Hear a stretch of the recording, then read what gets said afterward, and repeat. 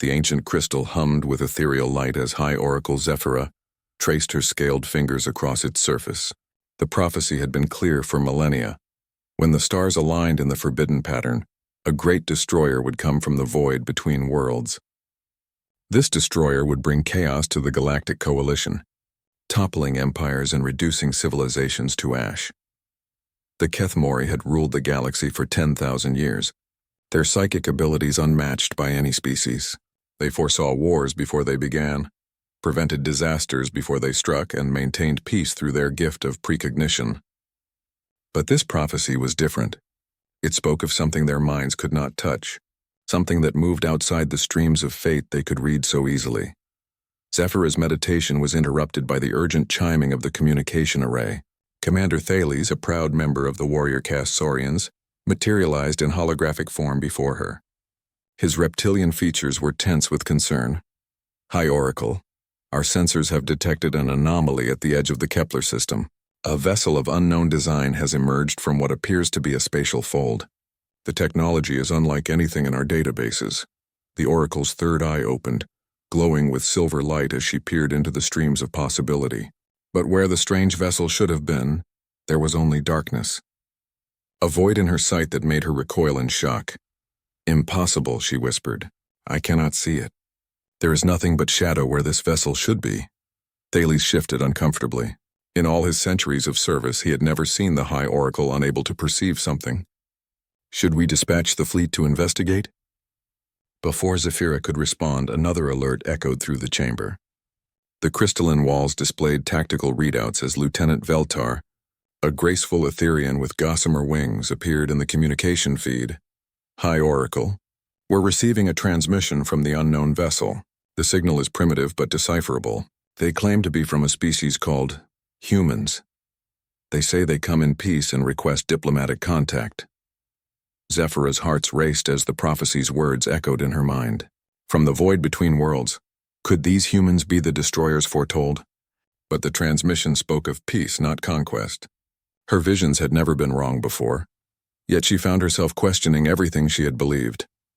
"Relay the coordinates of our nearest diplomatic station," she commanded, "but maintain full sensor sweeps and keep our fleets on high alert. If these humans are indeed what I fear they might be, we must be prepared." As the transmission ended, Zephyra returned to her crystal, desperate to find some glimpse of what was to come. But the future remained frustratingly opaque whenever she tried to focus on the human vessel. It was as if they existed outside the natural order of things, beyond the reach of fate itself. Meanwhile, aboard the human exploration vessel Aurora, Captain Sarah Chen studied the alien response with fascination rather than fear. The translation algorithms had worked better than expected, and the alien seemed genuinely interested in peaceful contact. After 3 years of faster-than-light travel, humanity's first diplomatic mission to another galaxy was finally bearing fruit. "Any sign of hostile intent?" she asked her tactical officer. "Negative, Captain. Their ships are maintaining a respectful distance, and the energy signatures suggest defensive postures only. These beings seem genuinely peaceful." Chen nodded, unaware that her very presence was causing chaos among the galaxy's most powerful oracles. To her, this was simply humanity's next great adventure, the chance to join a galactic community and learn from civilizations far older than their own. Dr. Marcus Webb, the mission's xenobiologist, was practically vibrating with excitement as he analyzed the alien physiology data they'd gathered from the transmissions. "Captain, these beings are incredible. Multiple species working together in harmony, psychic abilities, advanced biotechnology, social structures that have maintained peace for millennia. This could revolutionize everything we know about civilization." What none of the humans realized was that their very existence was an impossibility, according to galactic understanding. No species had ever developed faster-than-light travel without first developing psychic abilities. The fact that humans had achieved interstellar travel through purely technological means was beyond the comprehension of the Coalition's greatest minds. Back on the Kethmori homeworld, Zephyra convened an emergency session of the Oracle Council. 12 ancient beings, representing the wisest of their species, gathered in the crystal chamber where prophecies had been interpreted for countless generations. "The prophecy speaks clearly," Elder Morvain intoned. his mental voice resonating through their shared consciousness. A destroyer from the void who brings chaos to our order. These humans fit the description perfectly. But they come speaking of peace, argued Oracle Lisa, her youthful appearance betraying her sharp mind. Should we not give them a chance to prove their intentions? The prophecy has never been wrong, Morvain countered. To ignore its warning would be to court disaster for all we have built. Zephyra remained silent as the debate raged around her. Deep in her heart, she felt something she had never experienced before: doubt. The prophecy had guided their people for so long, but what if they were misinterpreting its meaning? What if the destroyer was not what they thought? As the council argued, none of them noticed the subtle change in the cosmic energies around them. The arrival of humanity had indeed begun to alter the fabric of fate itself, but not in the way any prophecy could have predicted. For the first time in galactic history, free will was beginning to assert itself over predetermined destiny. The stage was set for a confrontation that would shake the foundations of everything the galaxy's inhabitants believed about fate, prophecy, and the nature of existence itself. And at the center of it all, completely unaware of the storm they had unleashed, the humans continued their peaceful approach toward what they hoped would be humanity's first galactic allies. The diplomatic station Harmony's Light had been constructed specifically for first contact scenarios, its bioluminescent walls designed to be calming to most known species. Ambassador Kira Velshen, a distinguished Etherian diplomat with centuries of experience, waited nervously in the main reception chamber. Never before had she been asked to conduct negotiations with beings who existed outside the Oracle's sight. Captain Sarah Chen stepped through the airlock, followed by her diplomatic team. The artificial gravity felt slightly different here, and the air carried scents that reminded her of ocean breezes mixed with ozone. Her first glimpse of Ambassador Velshen took her breath away. The Etherian's translucent blue skin seemed to glow with inner light, and her four graceful arms moved with fluid precision. "Welcome to Harmony's Light," Velshen said, her voice melodious despite speaking through a translation device. "I am Ambassador Kira Velshen of the Galactic Coalition. We are honored by your peaceful approach." "Captain Sarah Chen of the Terran Exploration Corps," Sarah replied with a respectful bow. "We're equally honored to make contact with your coalition. Humanity has dreamed of this moment for generations." As the formal greetings concluded, neither diplomat was aware of the heated debate raging in the coalition's highest councils. The Oracle's inability to perceive human actions had created a crisis of faith among the leadership. Some called for immediate military action, while others urged caution and patience. Dr. Webb was busy documenting everything, his recorder capturing every detail of Etherian physiology and technology. "Ambassador, if I may ask, how many species comprise your coalition?" "Currently, we have representatives from 47 distinct civilizations," Velshen replied proudly. "Each brings unique gifts to our collective prosperity. The Kethmori provide guidance through their oracle abilities. The Saurians offer protection through their warrior traditions, and my people, the Etherians, serve as mediators and diplomats." Sarah found herself genuinely impressed by the scope of their achievement.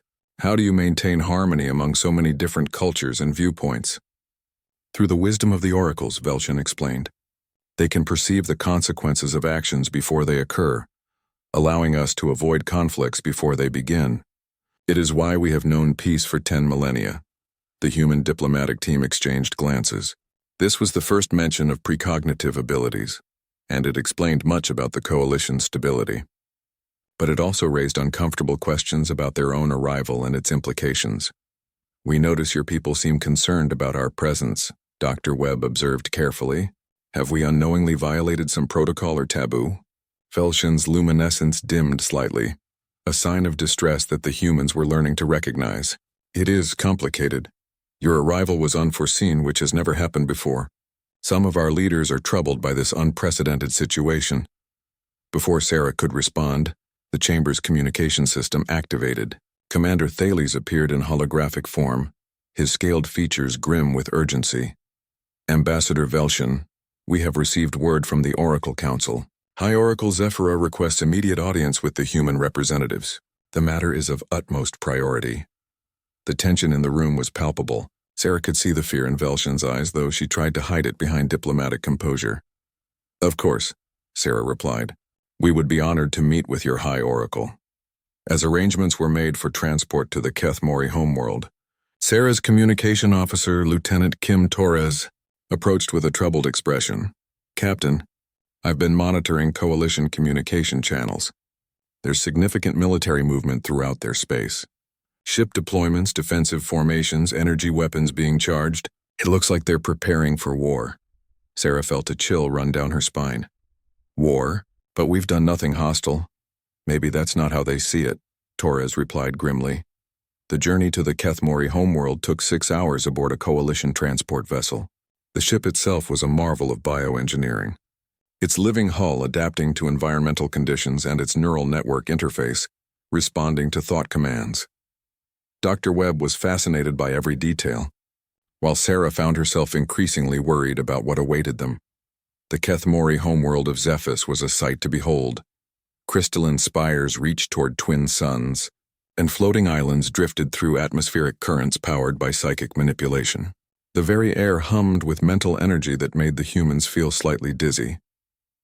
High Oracle Zephyra awaited them in the Chamber of Prophecies, surrounded by towering crystals that pulsed with ancient knowledge. Her appearance was both beautiful and intimidating, tall and graceful, with scales that shifted color like oil on water, and 3 eyes that seemed to peer directly into one's soul. Humans of Terra, she spoke, her voice carrying harmonics that resonated in their minds. You arrive at a time of great significance.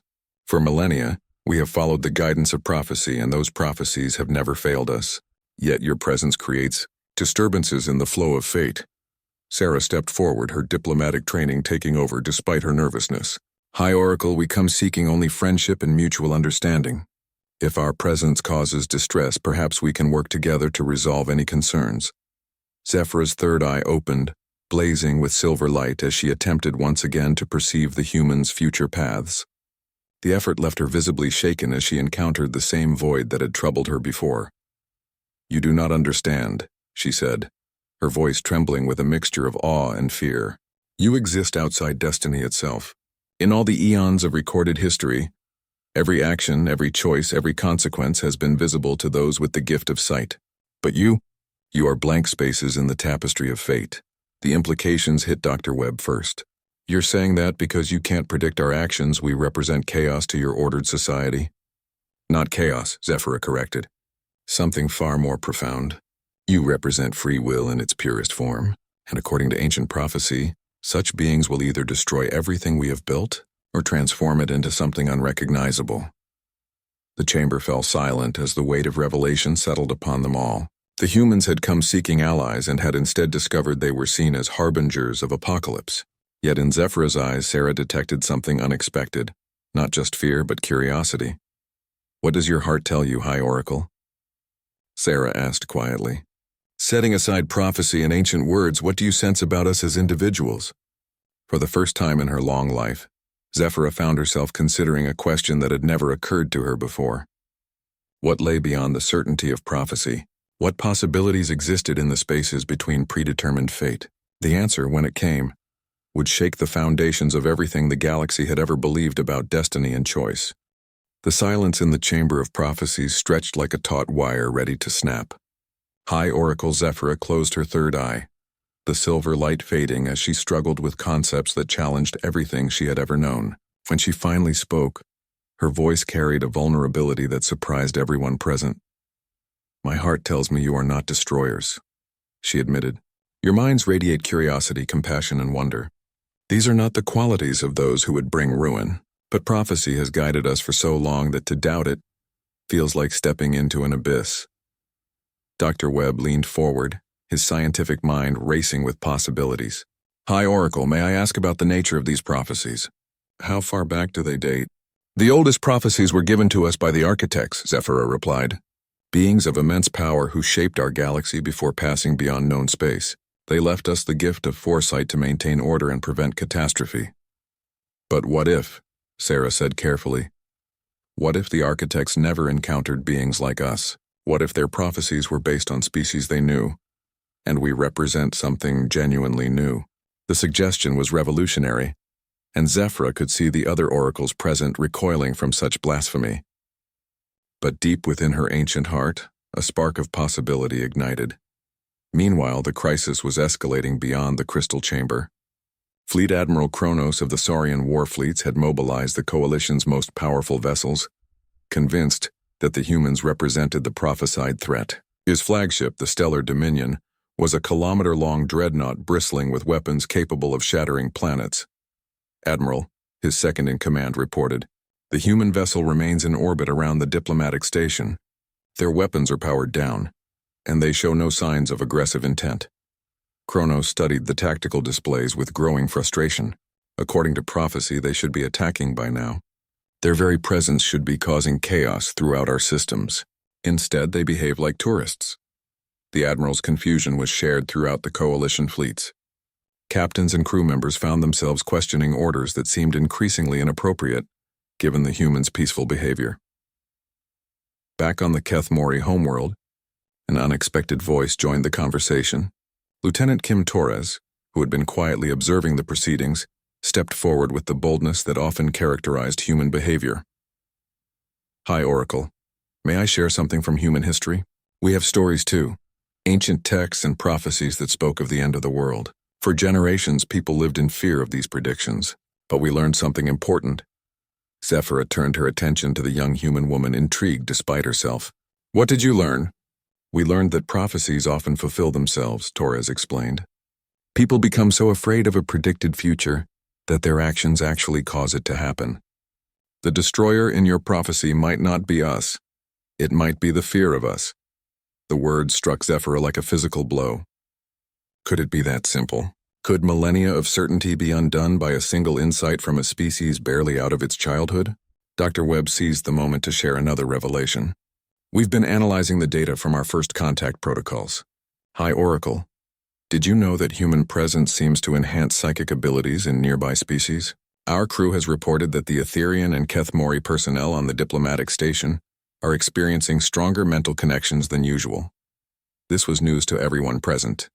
Zephyra immediately reached out with her consciousness to touch the minds of her people at the station. To her amazement, their thoughts came through with unprecedented clarity and strength. "Impossible," she whispered. "How can beings without psychic ability enhance ours?" "Maybe," Sarah suggested, "because we think differently. Maybe our chaotic, unpredictable thought patterns create some kind of resonance effect?" The scientific implications were staggering. If humans could amplify psychic abilities, they might be the key to unlocking potential that the Coalition had never imagined possible. But the revelation came almost too late. Alarms suddenly blared throughout the crystal chamber as emergency communications flooded in. Admiral Kronos, driven by desperation and ancient fear, had decided to act on the prophecy regardless of evidence. "Hi, Oracle," Commander Thales appeared in frantic holographic form. "Admiral Kronos has launched a preemptive strike against the human vessel. He claims he's fulfilling the prophecy by destroying the threat before it can act." Zephyra felt her world tilting on its axis. The very actions meant to prevent catastrophe were about to cause it. "Stop him," she commanded. "Send word to all fleets the humans are not our enemies." But her words came too late. The Stellar Dominion's main batteries had already fired, sending devastating energy beams toward the unsuspecting human ship Aurora. Captain Chen felt the ship shudder as emergency alerts screamed through every corridor. "Report!" she shouted over the chaos. "Direct hit to our starboard hull," her tactical officer called out. "Shields are down to 30%. The alien dreadnought is charging for another strike." In that moment, the prophecy seemed to be fulfilling itself in the worst possible way. The Coalition's fear of destruction was causing them to create the very conflict they sought to prevent. But Sarah Chen was not the kind of captain who gave up easily. Instead of returning fire, she did something that shocked everyone involved. She opened a direct communication channel to Admiral Kronos himself. "Admiral, this is Captain Chen. We surrender. We have no wish to fight you. Please allow us to evacuate our crew." The simplicity of her response stunned Kronos into hesitation. Where was the fierce resistance the prophecy had foretold? Where was the terrible retaliation that should follow any attack on the destroyers? High Oracle Zephyra seized the moment, her voice cutting through all military channels with the authority of 10,000 years of wisdom. "Admiral Kronos, you will cease fire immediately. That is a direct order from the Oracle Council. The seconds that followed would determine whether prophecy or wisdom would guide the galaxy's future. In the balance hung not just the fate of humanity's first diplomatic mission, but the possibility of something the prophecies had never predicted, a future built on choice rather than predestination. And in the midst of chaos, an emotion began to stir that no prophecy had ever mentioned, no oracle had ever foreseen. For High Oracle Zephyra found herself not just respecting the human captain's courage, but feeling drawn to her in ways that transcended species, tradition, and the rigid certainty of fate itself. The silence in the chamber of prophecies stretched like a taut wire ready to snap. High Oracle. Zephyra closed her third eye, the silver light fading as she struggled with concepts that challenged everything she had ever known. When she finally spoke, her voice carried a vulnerability that surprised everyone present. "My heart tells me you are not destroyers," she admitted. "Your minds radiate curiosity, compassion, and wonder. These are not the qualities of those who would bring ruin. But prophecy has guided us for so long that to doubt it feels like stepping into an abyss." Dr. Webb leaned forward, his scientific mind racing with possibilities. "High Oracle, may I ask about the nature of these prophecies? How far back do they date?" "The oldest prophecies were given to us by the architects," Zephyra replied. "Beings of immense power who shaped our galaxy before passing beyond known space. They left us the gift of foresight to maintain order and prevent catastrophe." "But what if," Sarah said carefully, "what if the architects never encountered beings like us? What if their prophecies were based on species they knew, and we represent something genuinely new?" The suggestion was revolutionary, and Zephyra could see the other oracles present recoiling from such blasphemy. But deep within her ancient heart, a spark of possibility ignited. Meanwhile, the crisis was escalating beyond the crystal chamber. Fleet Admiral Kronos of the Saurian war fleets had mobilized the coalition's most powerful vessels, convinced that the humans represented the prophesied threat. His flagship, the Stellar Dominion, was a kilometer-long dreadnought bristling with weapons capable of shattering planets. "Admiral," his second-in-command reported, "the human vessel remains in orbit around the diplomatic station. Their weapons are powered down and they show no signs of aggressive intent." Kronos studied the tactical displays with growing frustration. According to prophecy, they should be attacking by now. Their very presence should be causing chaos throughout our systems. Instead, they behave like tourists. The Admiral's confusion was shared throughout the coalition fleets. Captains and crew members found themselves questioning orders that seemed increasingly inappropriate, given the humans' peaceful behavior. Back on the Kethmori homeworld, an unexpected voice joined the conversation. Lieutenant Kim Torres, who had been quietly observing the proceedings, stepped forward with the boldness that often characterized human behavior. "High Oracle, may I share something from human history? We have stories too, ancient texts and prophecies that spoke of the end of the world. For generations, people lived in fear of these predictions. But we learned something important." Zephyra turned her attention to the young human woman, intrigued despite herself. "What did you learn?" "We learned that prophecies often fulfill themselves," Torres explained. "People become so afraid of a predicted future that their actions actually cause it to happen. The destroyer in your prophecy might not be us, it might be the fear of us." The word struck Zephyra like a physical blow. Could it be that simple? Could millennia of certainty be undone by a single insight from a species barely out of its childhood? Dr. Webb seized the moment to share another revelation. "We've been analyzing the data from our first contact protocols. High Oracle, did you know that human presence seems to enhance psychic abilities in nearby species?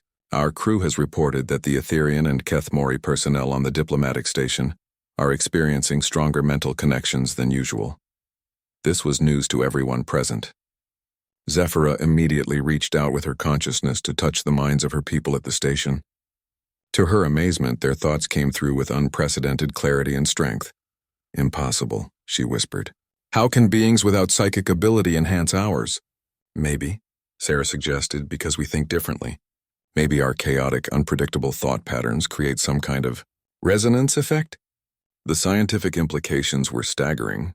If humans could amplify psychic abilities, they might be the key to unlocking potential that the coalition had never imagined possible. But the revelation came almost too late.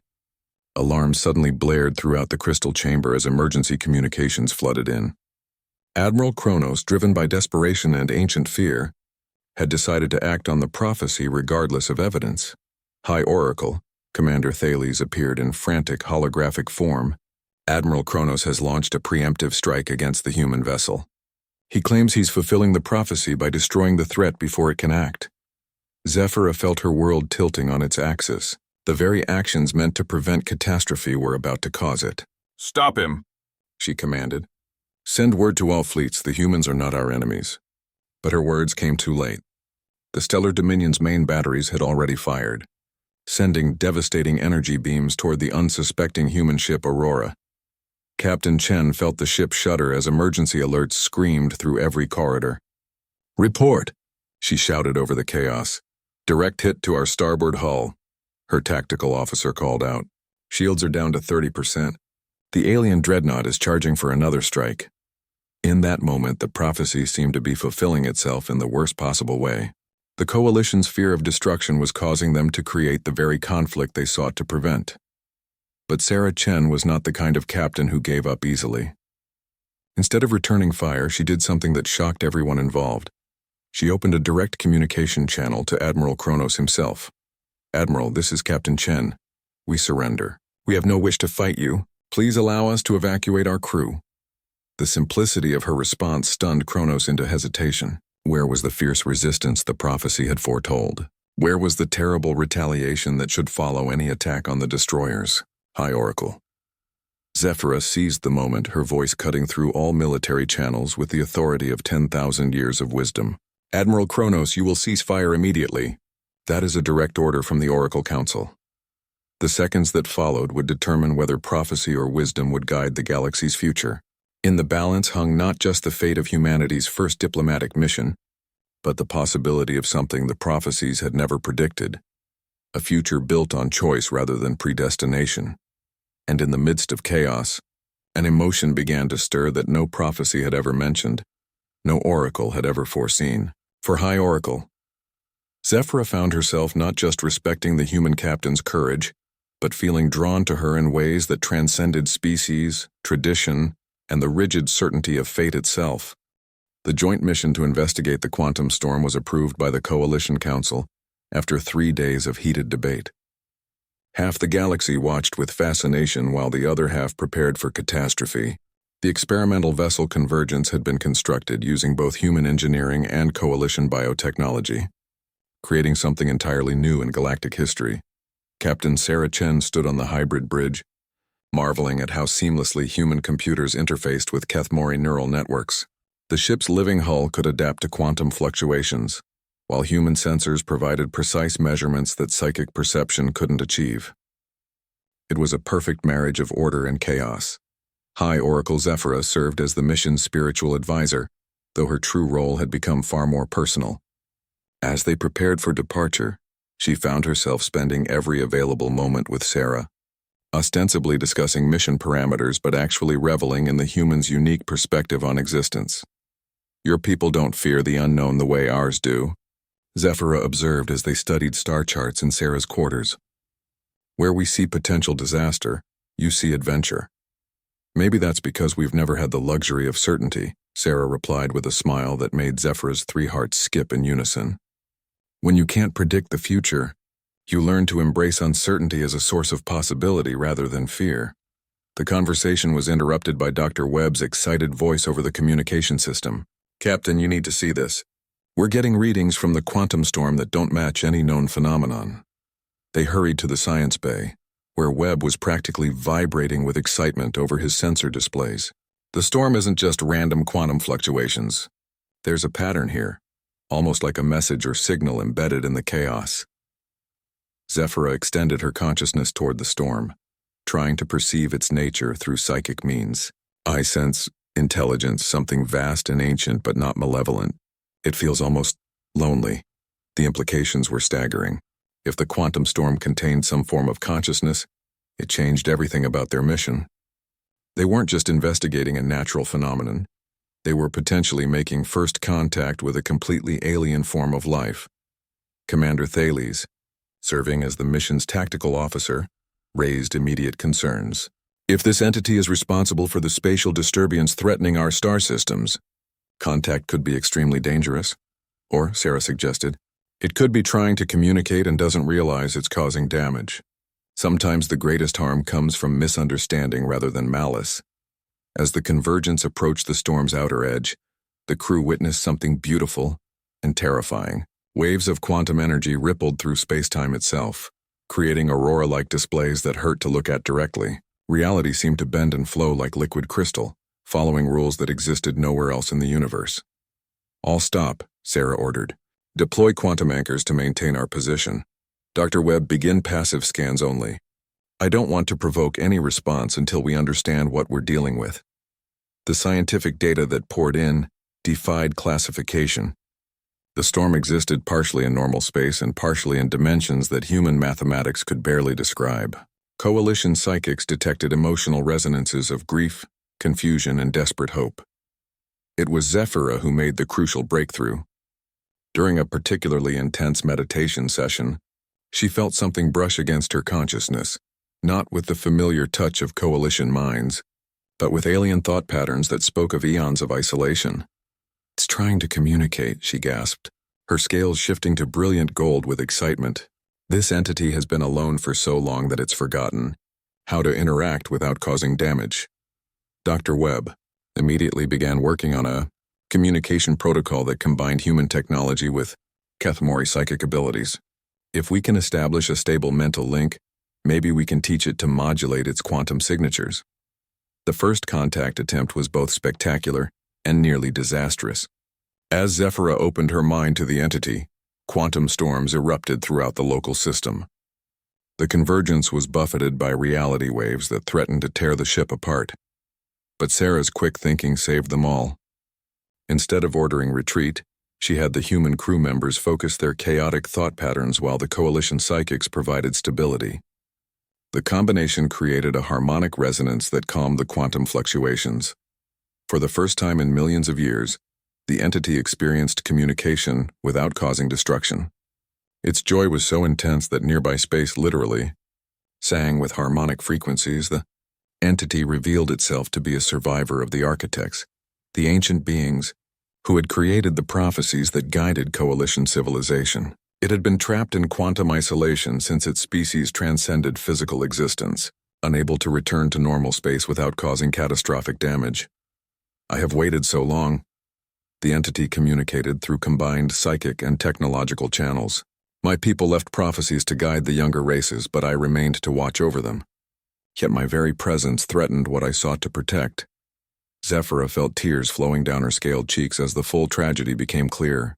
"You've been alone for eons, trying to help, but unable to make contact without causing harm." "Until now," the entity replied with overwhelming gratitude.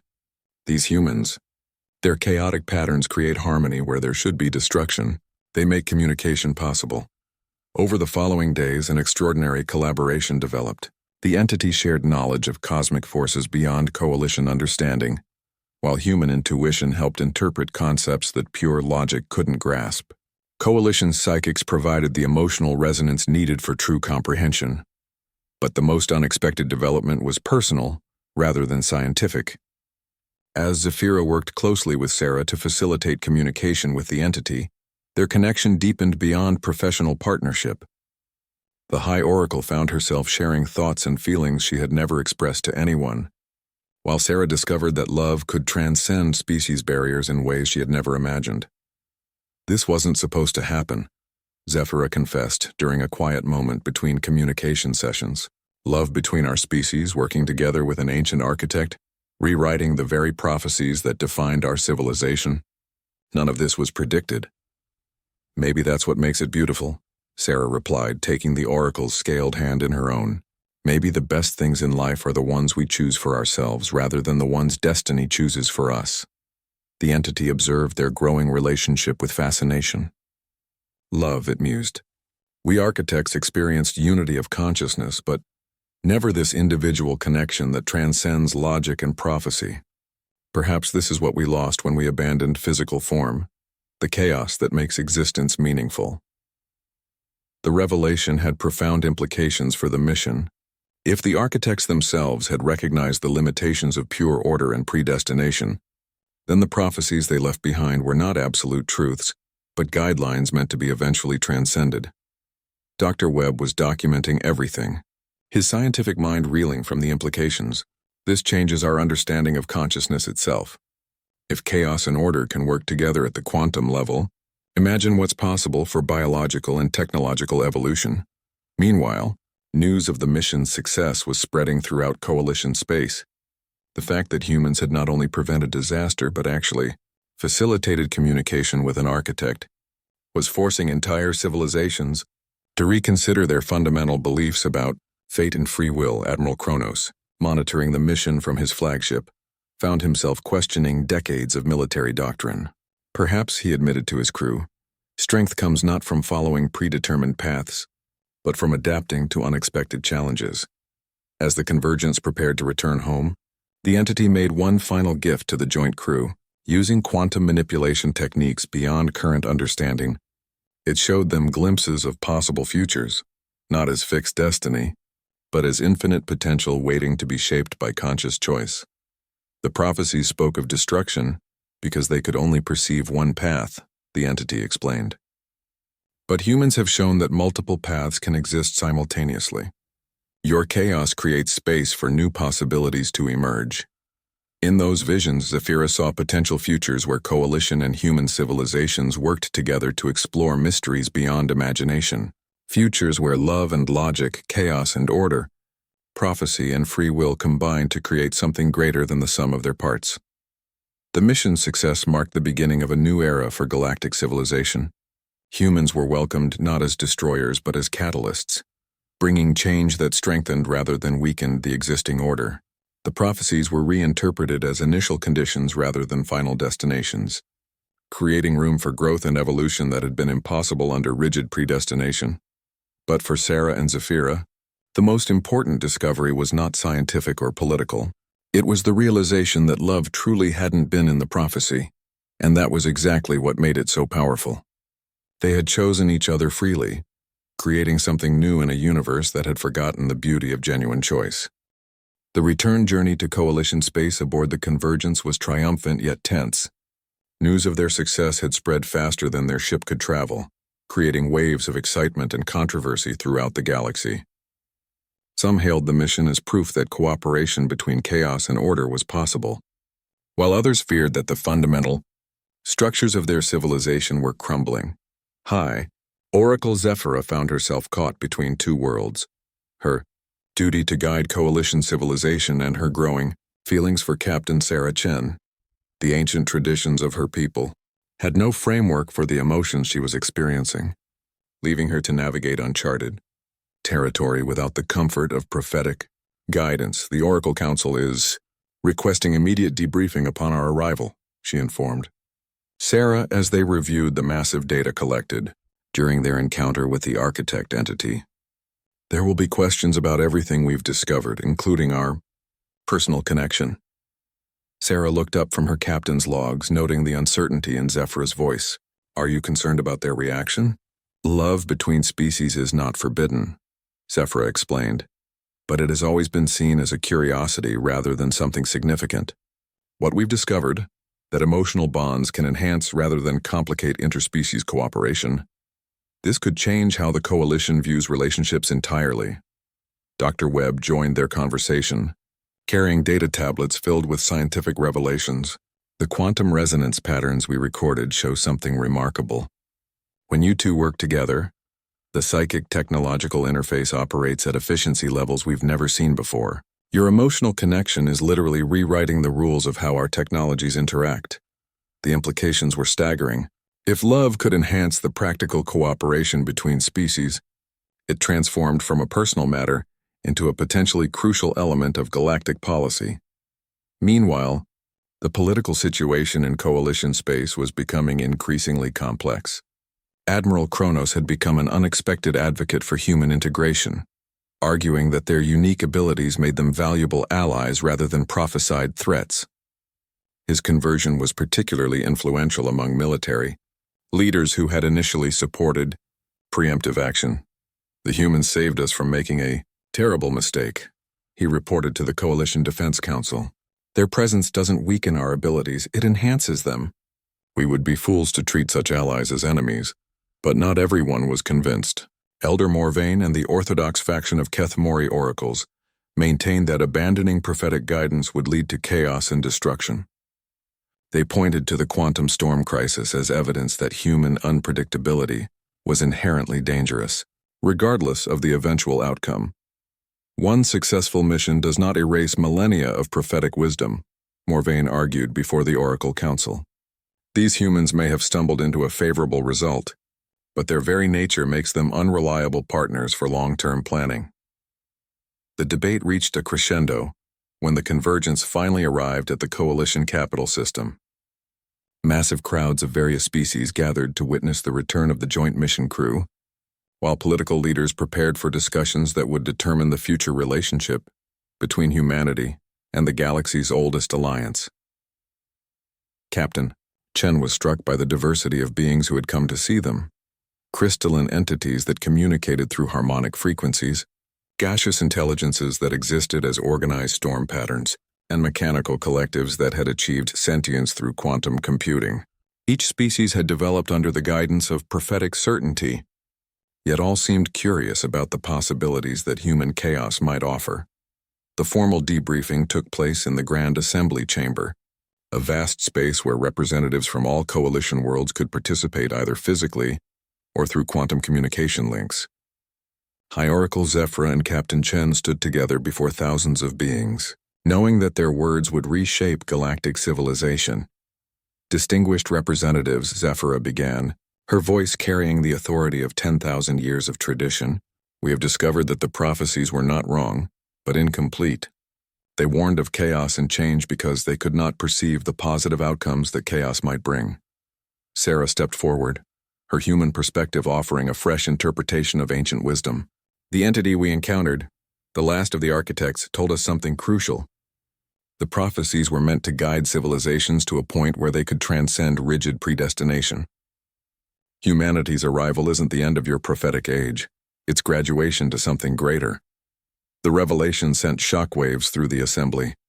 If the architects themselves had intended for their guidance to eventually be outgrown, then the current crisis was not catastrophe but evolution. Dr. Webb presented the scientific data that supported their claims, while Commander Thales testified to the enhanced operational capabilities they had observed during the mission. But it was the personal testimony about love and connection that proved most compelling. We have discovered, Zephyra announced, her scales shifting to colors that expressed deep emotion, that the bonds between individuals can transcend species barriers and enhance our collective abilities. The feelings that Captain Chen and I have developed for each other are not a distraction from our duties.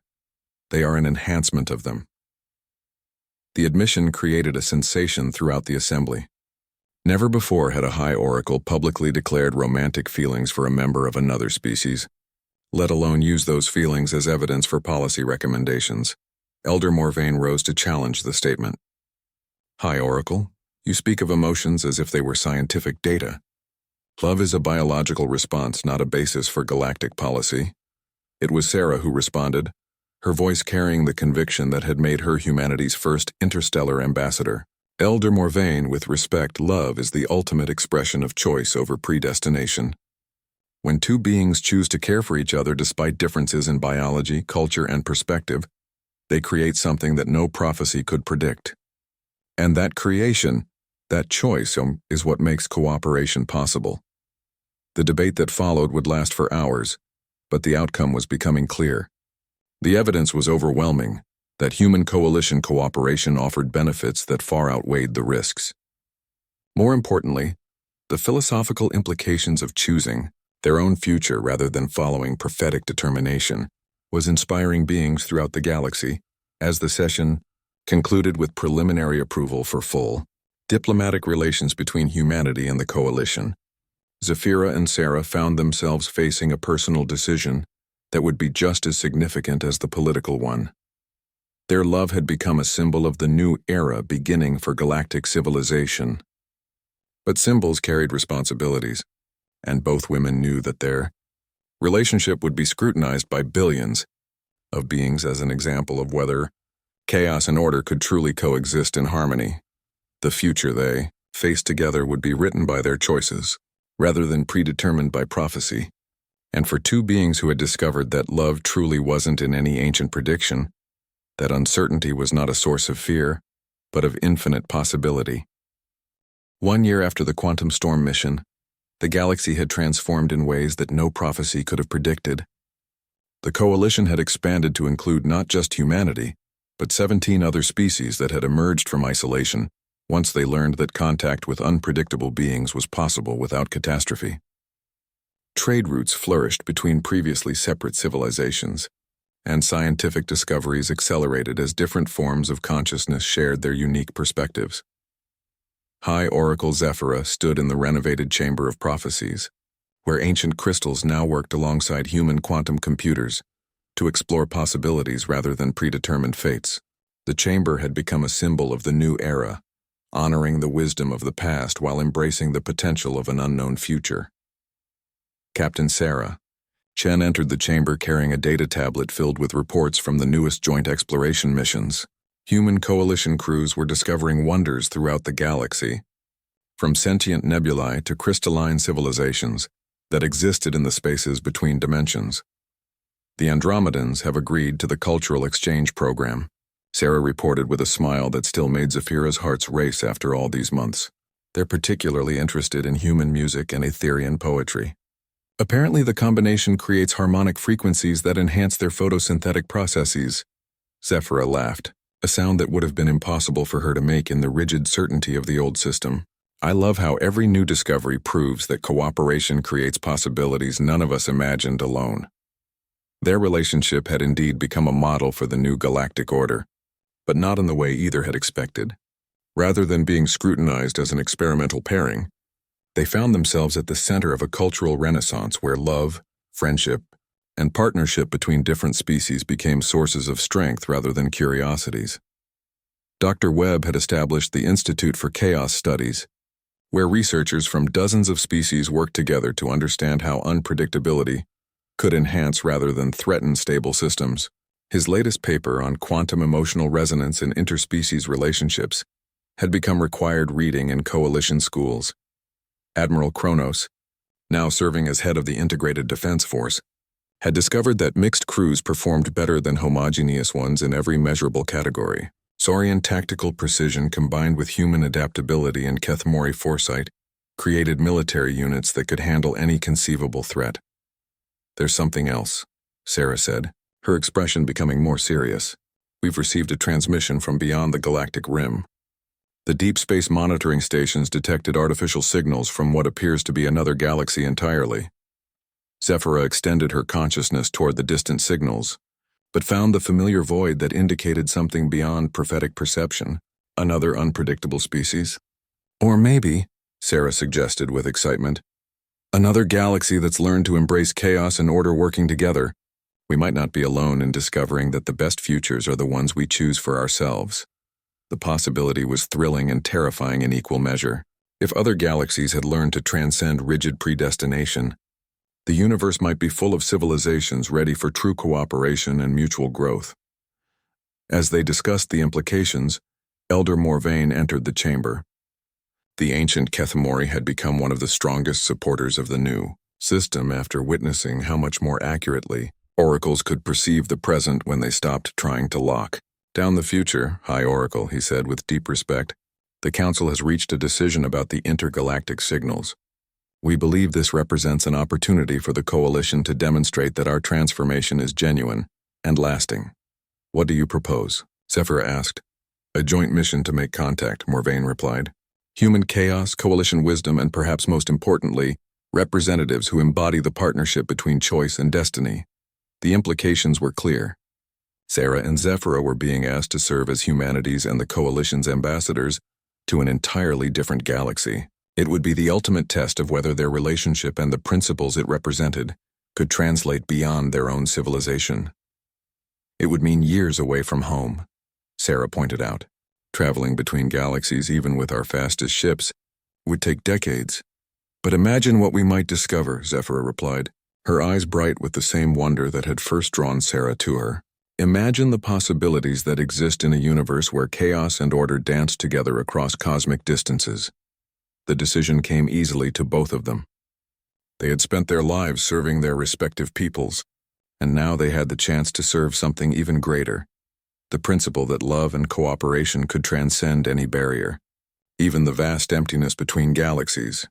6 months later, the ISV Harmony departed Coalition space carrying the most diverse crew ever assembled. Humans, Kethmori, Saurians, Etherians, and representatives from a dozen other species worked together in ways that would have been impossible under the old system of rigid racial separation and prophetic predestination. As their ship crossed the boundary between galaxies, Sarah and Zephyra stood together on the observation deck, watching familiar stars fade into distance while unknown ones grew brighter ahead. "Do you ever miss the certainty?" Sarah asked. Knowing that the future was planned out and predictable, Zephyra considered the question seriously before responding. "I miss the comfort it provided, but I wouldn't trade it for what we have now. Certainty meant safety, but it also meant limitation. Now we have something better than safety. We have hope." The signals from the distant galaxy grew stronger as they approached, revealing complex harmonies that suggested a civilization that had indeed learned to blend order and chaos in beautiful ways. Whatever they found on the other side of space, they would face it together, armed with love that hadn't been in any prophecy and choices that no oracle could predict. Behind them, the Coalition continued to grow and thrive, welcoming new species and discovering new possibilities with each passing day. The prophecies had been fulfilled in the most unexpected way possible, not through predetermined destruction, but through the conscious choice to write a better future. And in the vast darkness between galaxies, two beings who had chosen to love each other across every barrier of biology and culture represented something that no ancient wisdom had ever anticipated.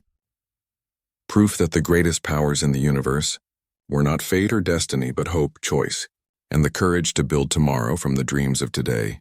The story of humanity's arrival in Coalition space had ended, but the story of what chaos and order could accomplish together was just beginning. And that story, like love itself, had never been written in any prophecy, because it was meant to be written by the choices of those brave enough to believe in possibilities beyond prediction.